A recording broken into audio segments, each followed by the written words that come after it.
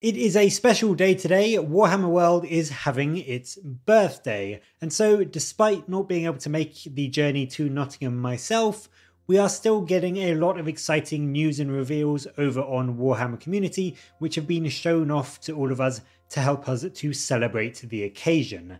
And in particular, two 40k factions got a little bit of a focus, and that is two of the imminent armies which are getting a new codex soon, which is the Orks and the Golden Boys, the Custodes. Now in this video we're going to have a look at the Ork side of things because they did get a couple of awesome new units and things to talk about, and then in the next video on the channel we will be having a look at the Custodes side of things. But focusing on the greenskins for now, let's not waste any time, let's dive in and see what got shown off for them. Now, we got a bit of a tease for this guy in the start of the year upcoming models silhouette video that we got, but we have now seen in all of his absolutely stunning glory a brand new Ork Big Mek. And I have to say straight off the bat, I love this model so much. It's honestly one of my favourite Ork models that I've seen in absolute years. He's so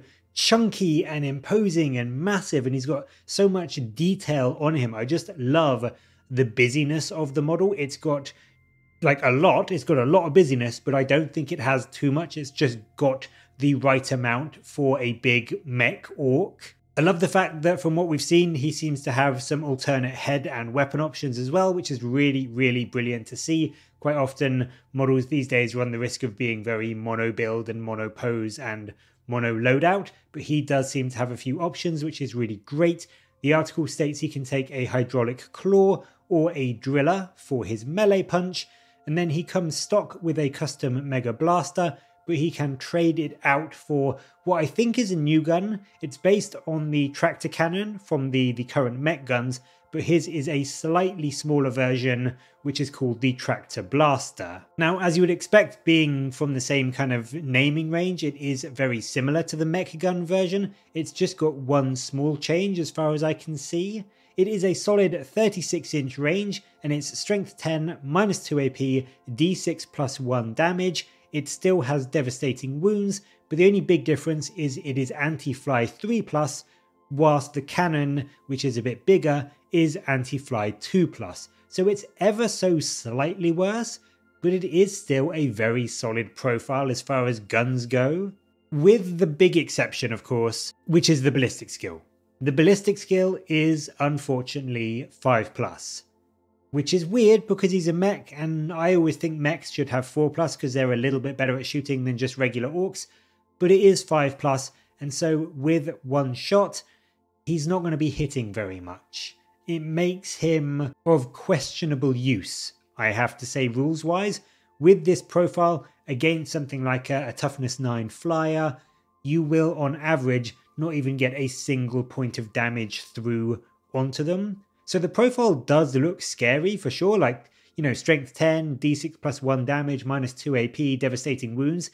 It has potential, but like all things, it's super swingy, and because it only hits on 5s and you only get one shot with it, it's just not going to be all that great in practice, I don't think. And unless there is a way to boost his ballistic skill or get him rerolls from a detachment rule, I think that this will overall be a worse pick than the stock custom Mega Blaster, which just at the moment anyway is better because you get 3 shots. Yes, it's only strength 9, but it's still minus 2 AP and d6 damage, so it can still do a lot of work.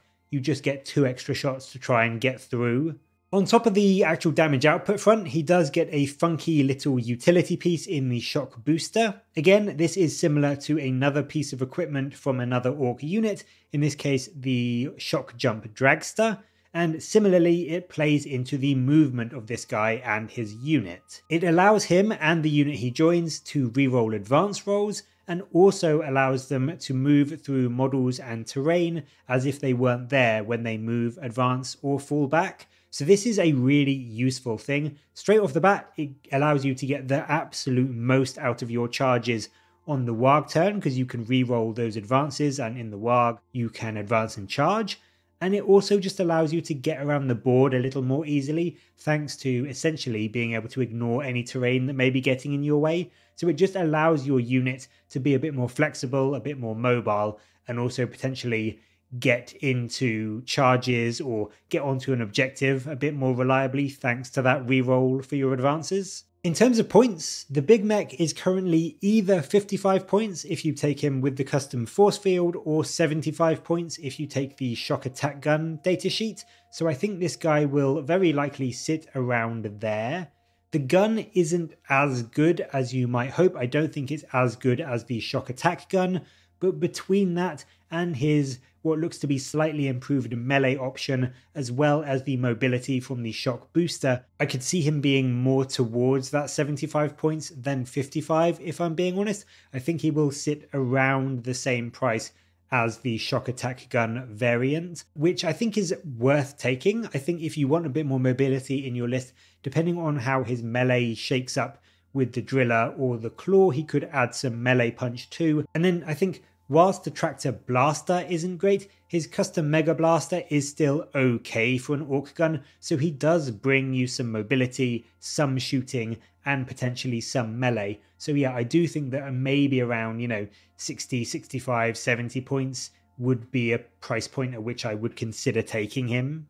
On top of that, we also got shown the Codex cover art, which also looks fantastic. I think it's brand new artwork from what I can remember. I've not seen that piece of art before anyway, and it shows off this cool Nob or war boss with a pretty hefty looking kill saw leading the rest of his boys on the charge. And then finally, from the celebration today, we got shown a brand new box coming for the Orks, and that is the Stomper Boys Battle Force. And this box looks hilariously fun. I don't think it will be competitive, because when has a Stomper ever been competitive? But I do think it does look really fun, and if you want a Stomper, it might be a box that you consider picking up. In it, you get the new Big Mek, you get 10 Ork Boys, you get a truck, you get 10 looters, and you get the aforementioned Stomper. All in current points costs, you are getting over 1,100 points of models, which is really nice, although worth noting, 800 of those points are baked into the Stomper, so it's perhaps not quite as amazing as it may first appear. And then in terms of pricing, all of those units separately come to £199 with current GW costs.